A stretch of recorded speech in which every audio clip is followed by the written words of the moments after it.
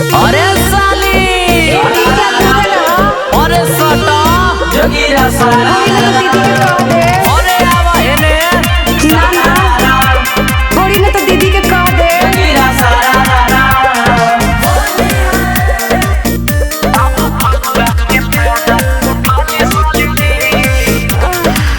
हल्का लगा दी हिले के रंग ललका ढेरे जे लगौड़ब तो हो ही जाई झलका।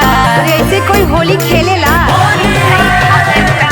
हल्का लगा दी हिले के रंग ललका ढेरे जे लगौड़ब तो हो जाई झलका।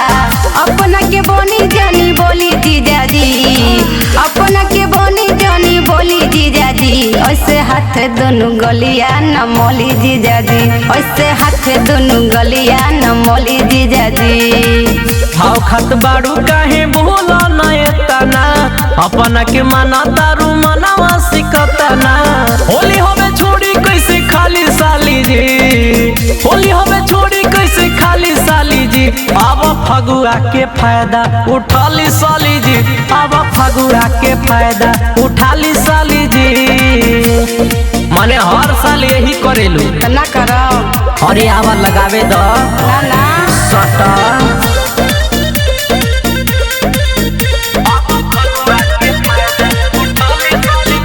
रंग पानी से भीजी जवानी जीजा साली के बतिया तमानी। जानी बात में टाइम गवाबो जीजा साली के श्रद्धा पुराबो।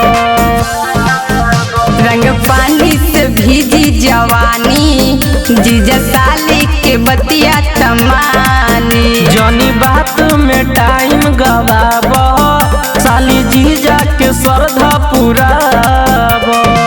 डाल नहीं राउरी हमार गोली जीजा जी डाल नहीं राउरी हमार गोली जीजा जी ऐसे हाथ दोनों गलिया न मोली जीजा जी ऐसे हाथ दोनों गलिया न मोली जीजा जी।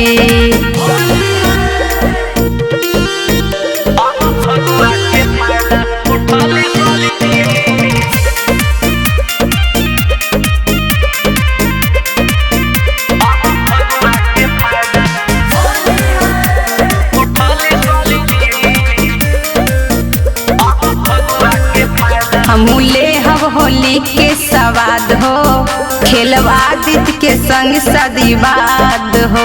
नास करबू का किनल गुलाल के मनोहर तबे बिरुलाल के।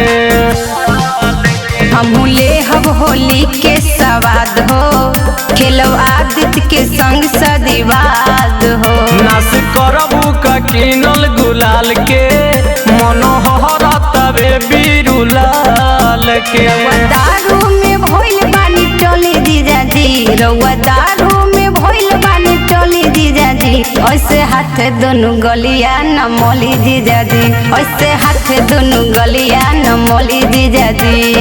Krishna recording studio Delhi.